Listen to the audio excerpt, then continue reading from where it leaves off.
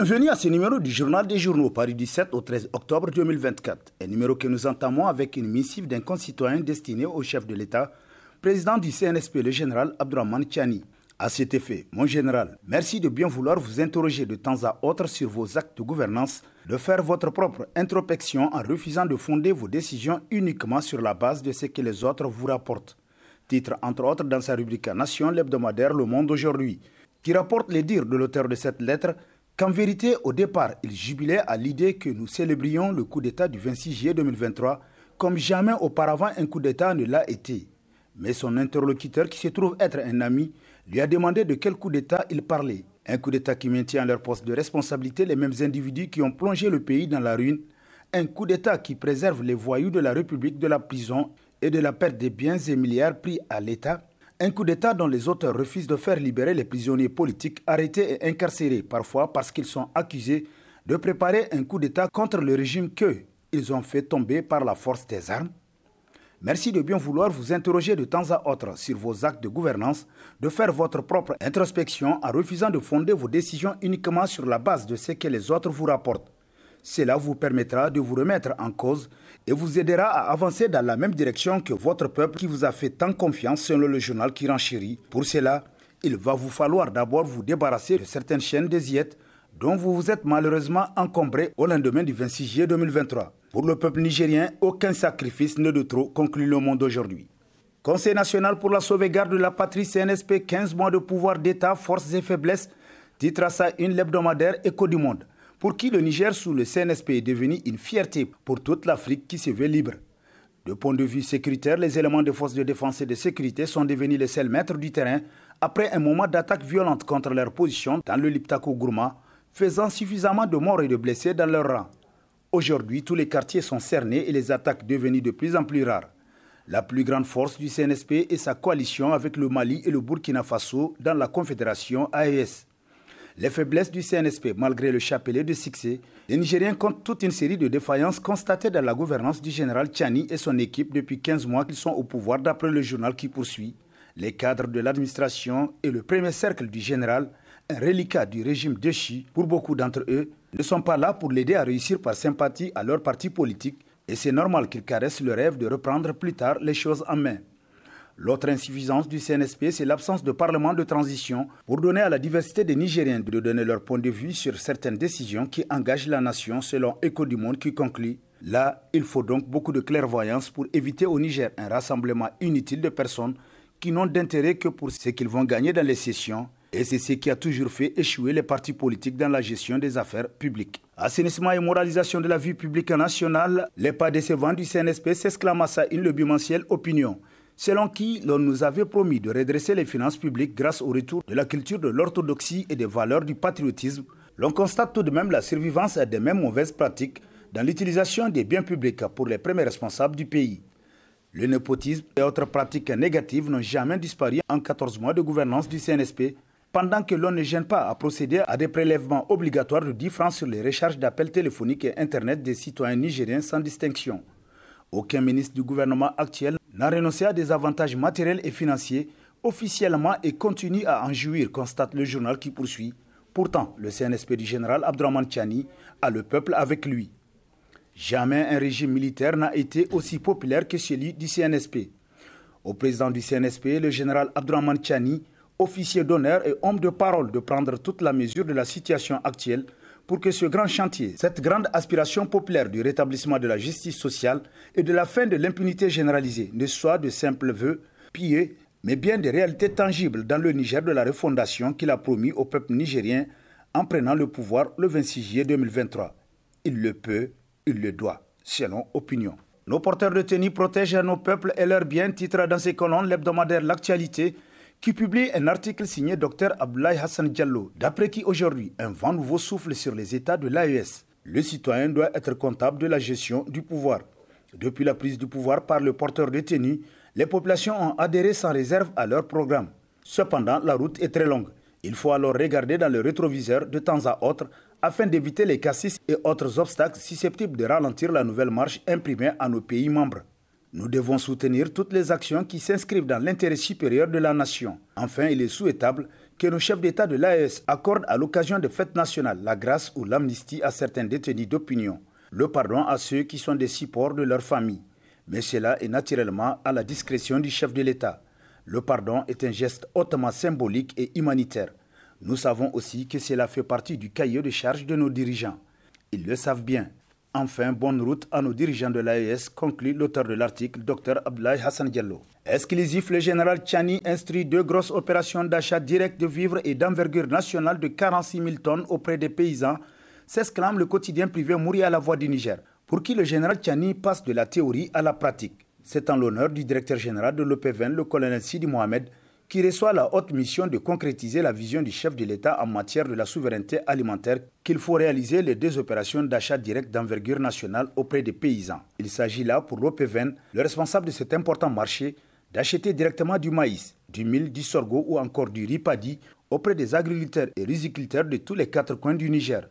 Soulignons que pour cette opération, la Société du riz du Niger spécialisée dans cette filière obtient un important appui financier pour l'acquisition directe auprès des riziculteurs du Niger en vue de mettre à leur disposition des fonds nécessaires pour faire face aux besoins des saisons prochaines. L'ARINI gagne ainsi en capacité de production et participe utilement et laborieusement au renforcement des riziculteurs nigériens. Le général Abdourahmane Tchani entend lever le coude sur le cou des paysans.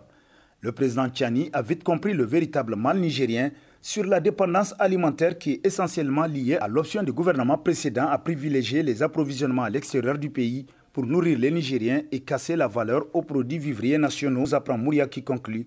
C'est désormais l'inverse et un dispositif sécuritaire national avec des ramifications jusqu'à la base est mis en place. Politique, la barbouzerie française au secours de Bazoum, titre dans sa rubrique Actualité Niger Inter-Hebdo, qui constate qu'alors que de l'intérieur comme de l'extérieur du pays, plusieurs voix se lèvent pour demander sa libération. Le président du CHI, Bazoum Mohamed, se pose plus que jamais comme un véritable chef de front terroriste.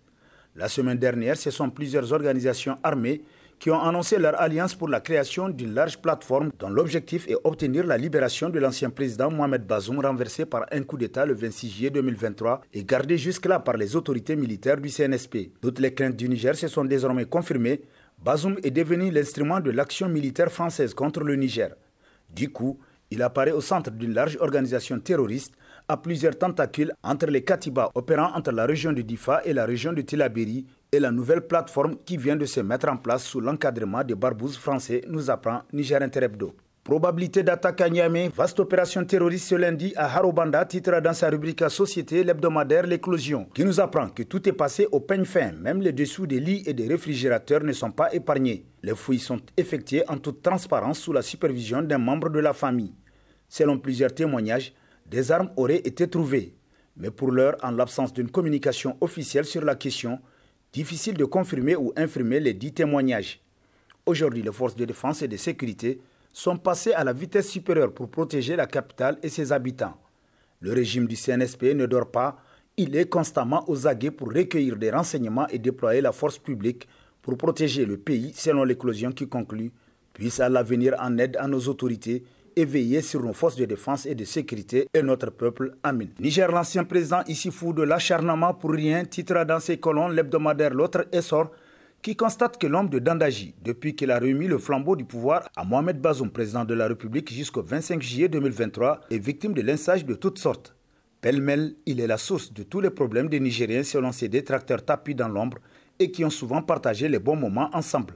Certains vont jusqu'à demander son arrestation et son emprisonnement. On peut ne pas être content de sa gestion, mais demander son arrestation et son emprisonnement ne tient pas la route. Aujourd'hui, le vrai débat qui interpelle tous les Nigériens est posé par le CNSP, celui d'être vigilant et uni pour vaincre le terrorisme au Niger et au Sahel pour un Niger souverain et prospère, conclut l'autre essor. Issoufou Mahamadou, l'homme qui triomphe sans gloire, s'exclame l'hebdomadaire L'autre républicain, qui nous apprend que cette semaine, ses communicants ont fait leur chou gras de l'audience à lui accordée par le président sénégalais Bassirou Diomaye Faye à Dakar et son voyage au Rwanda.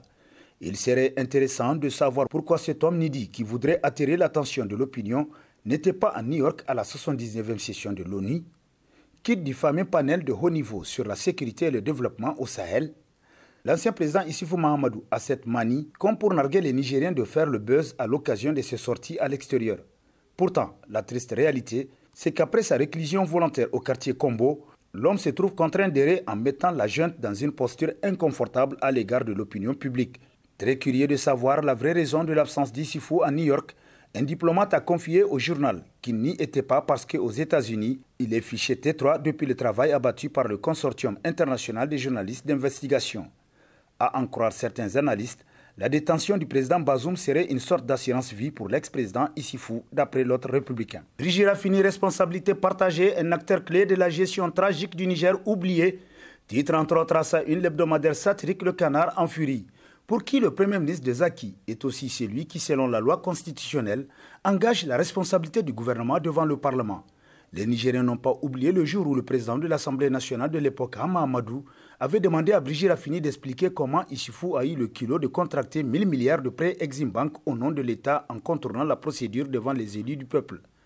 Le Premier ministre d'Issifou, jouant à l'avocat du diable avec cette sagesse qui en apparence le caractérise, comme chaque fois qu'il dirigeait les débats au Conseil national de dialogue politique CNDP, avait balayé d'un revers de main cette révélation explosive estimant que c'était 500 milliards de francs CFA, considérant que Hama veut tout simplement nuire à l'image respectable et respectueuse du gouvernement et de son patron dans le ferme dessein d'induire les Nigériens en erreur. La vérité a fini par s'éclater. Nous ne pouvons pas revenir sur les grands scandales financiers inimaginables qui ont gravement marqué la 7e République, puisque connue de tous, de la vendeuse de galettes du quartier au cireur de chaussures du marché Katako.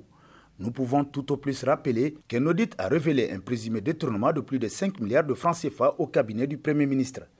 Il ne serait donc pas obséquié de créer les conditions afin que les responsabilités soient partagées à tous les niveaux pour que chacun paye au plus fort le prix des actes, conclut Le Canard en furie. Circulation routière, les règles doivent s'imposer à tous, à titre dans sa rubrique Société, l'hebdomadaire Le Courrier, pour qui il n'y a pas un meilleur endroit pour comprendre la mentalité des citoyens que la route.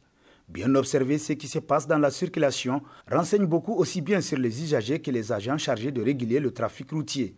Si bien d'usagers de la route ne respectent pas certaines règles en matière de circulation routière, feux de stop, priorité, pièces des engins, etc., les agents chargés de réguler le trafic routier et de contrôler le respect des règles par les usagers le font des fois de façon sélective, donc injuste. Une société injuste ne peut jamais prospérer. Au contraire, elle va au-devant de sa perte. La révolution entamée par le Niger depuis le 26 juillet 2023 sous l'égide du CNSP doit amener les Nigériens à un changement de comportement qui implique une rupture totale avec les anciennes mauvaises pratiques, surtout en cette période marquée par le terrorisme où du jour au lendemain, n'importe qui peut devenir n'importe quoi, conclut Le Courrier. L'administrateur délégué de l'arrondissement communal Niamey 2, mise en œuvre des idéaux du CNSP, rencontre d'échanges avec les cadres et les populations, titre dans ses colonnes le bimensuel L'Étincelle, pour qui les hommes se ressemblent mais se diffèrent dans leurs actes et dans leur comportement. M. Issaka Oumarou Ide, l'actuel administrateur délégué de l'arrondissement communal Niamey 2, est un homme calme qui est toujours à l'écoute des gens. L'ancien président de l'association Thiébéro est un natif du village de Goudel. En son temps, il défend la structure par tous les moyens légaux pour les intérêts du village. Il a fait des plaidoyers pour le village de Goudel qui ont permis la construction de classes en matériaux définitifs, menant des campagnes de dépistage de cancer et autres travaux d'utilité au sein du village, notamment des salubrités au niveau des cimetières pour le bonheur de tous. D'après une source anonyme, il a été plébiscité par l'ancien régime de Chi, mais il a décliné l'offre. Arrivé à la tête de l'arrondissement communal Niamey 2 comme administrateur délégué, il a tout d'abord rendu visite à son grand frère, l'ancien maire Bourema Sidibé, et eu un entretien avec le personnel de l'arrondissement pour s'enquérir de leurs conditions de travail.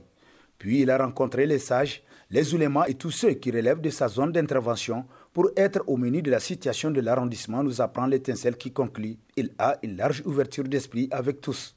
Les populations de l'arrondissement ont confié au journal qu'ils n'ont jamais vu un jeune avec un poste de responsabilité qui écoute et respecte la population comme il le fait. Arène promouvoir le développement rural et la sécurité élevagère dans la région de Dosso, titre entre autres à sa une l'hebdomadaire Niger Times, qui nous apprend qu'un monde où les agriculteurs et éleveurs vivent en harmonie, obéissant aux textes législatifs, tel est le vœu le plus cher d'un administrateur nommé Omar Boubacar de la base régionale de l'Association pour la redynamisation de l'élevage au Niger, AREN, une organisation créée pour promouvoir l'élevage dans le pays. Lors de l'entretien avec cet administrateur, il explique que l'AREN est l'une des premières associations du Niger fondée en 1980 et qui est devenue une ONG en 2000, tel que rapporté par le journal qui poursuit.